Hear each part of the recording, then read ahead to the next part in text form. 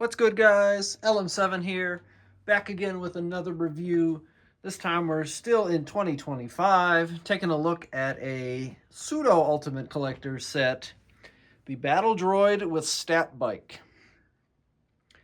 So this is one of those kind of random sets in the middle. It didn't really come out with a wave, it kind of came out by itself after a wave. I think it was in like June or July. Wasn't really associated with anything. So it's a set that people could actually miss if you weren't paying attention for it. And that's kind of unfortunate because I thought the set was really cool. And we will discuss that in a minute. So, ages 12 plus. So, not necessarily in Lego's mind a particularly hard set to build, but I'm still going to consider it like a pseudo Ultimate Collector's, kind of like the Droideka and the MIDI scale stuff. 75428 Battle Droid with STAP, 1,088 pieces. Comes with one minifigure, and it's obviously based on Episode 1 due to the Battle in Naboo being the background here. Kind of goes along with the Droideka. And if we look at the back, we can see some features, which I will probably look at the box more in this particular review, and I'll explain why later. And then here it is in Theed.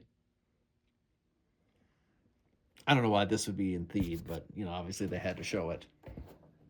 So, it's a fairly big set at almost 1,100 pieces. What does it cost? Well, this was one of the initial sets that had a price tag, and then it kind of got hit with some tariffs and some imports and stuff like that. So it was originally going to be $130, and it ended up being $140 in the US and $170 in Canada. So that's a little unfortunate that the set that people could miss out is also a little bit pricey. I think 140 is pushing it a little bit, although I think, in my personal opinion, it is a cool display piece regardless. Now, if they made a giant MTT to go along with it, that'd be really cool, but it would never be scaled to this. But, if they made a UCS MTT, it would go along good with this and the Droideka. Anyway, I digress. I think it's a cool display piece, so it can almost warrant its price tag, but it is, unfortunately, kind of pushing it.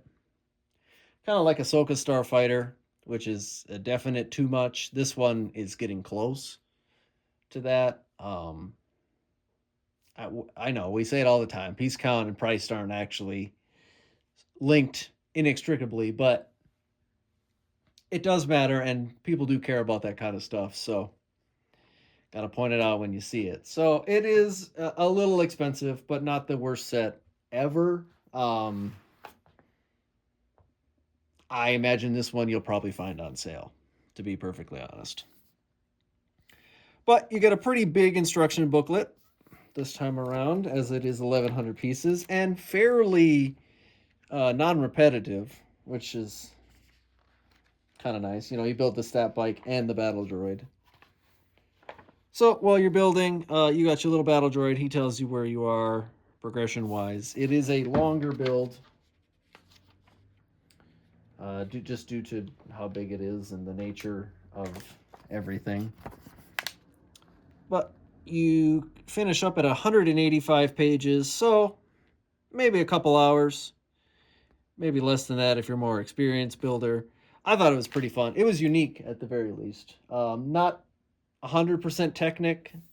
There are Technic elements in this one, but it's more standard bricks than Technic stuff to go around, which is a nice touch. Not that I hate Technic, but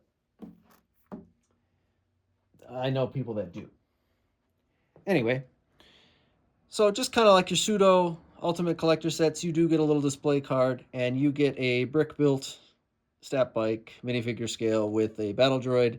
This is our third variant of the stat bike for 2025, which is just silly if you think about it. Single trooper aerial platform, It's meant for the B1 battle droids, but I'm sure a B2 battle droid could pilot one, but they weren't really around at this point. 2 meters tall, they can go 400 kilometers per hour. Obviously, it has two cannons on the front for the Trade Federation or the CIS later on, but the later ones are mostly blue. But this is a printed plaque, no sticker this time around. That's always nice.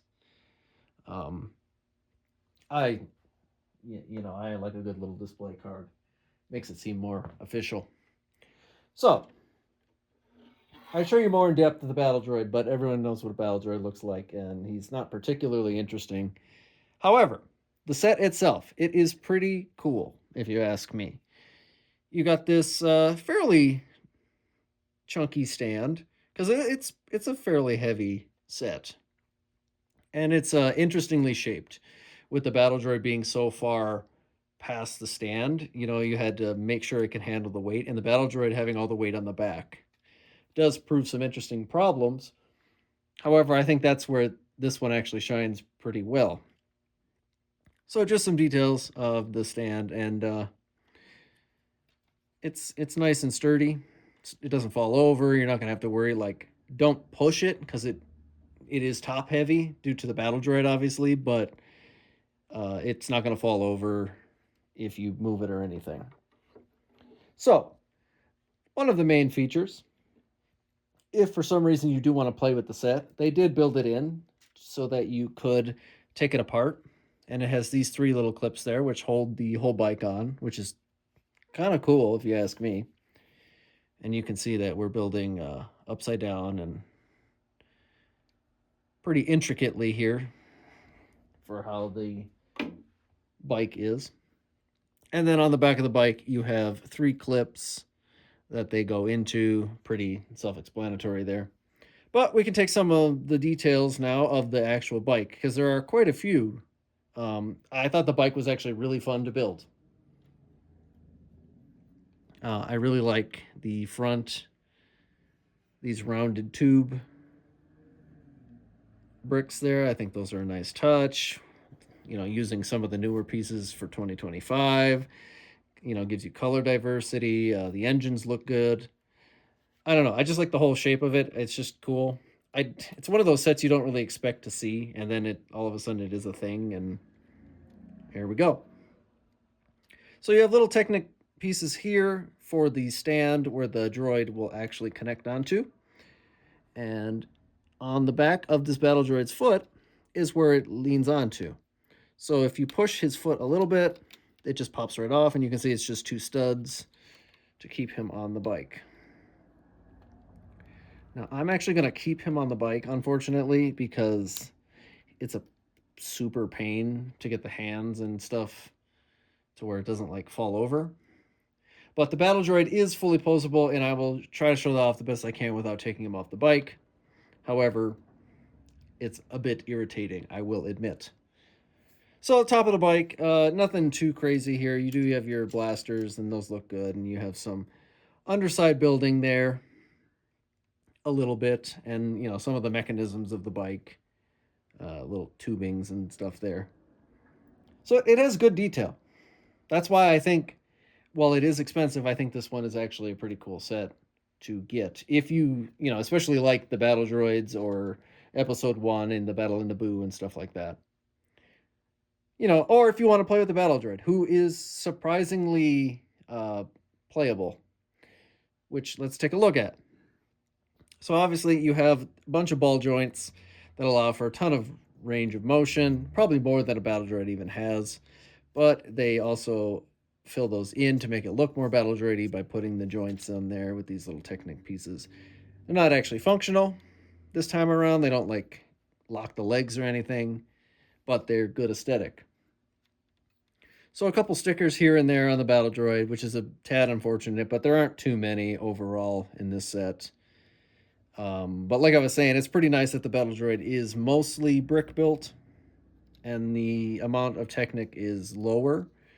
Normally just for, like the handlebars use a little bit of Technic, and like the stand throughout the bike does. But the battle droid is mostly brick built.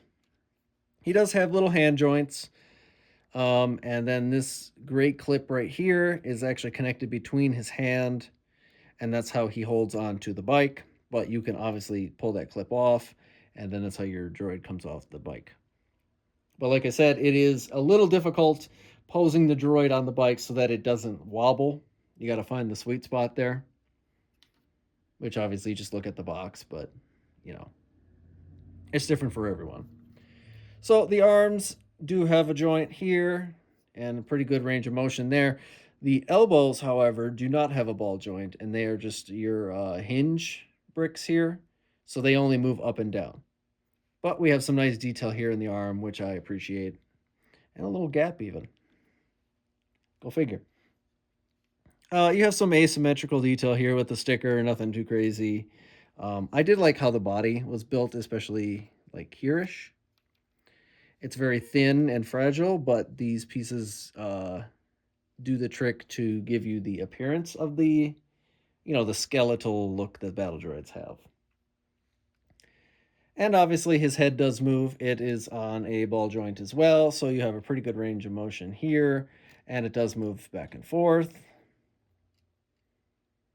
He has his little backpack that, they eventually stopped doing, especially in Lego. They really stopped doing that, the little 1x2 plate on the back.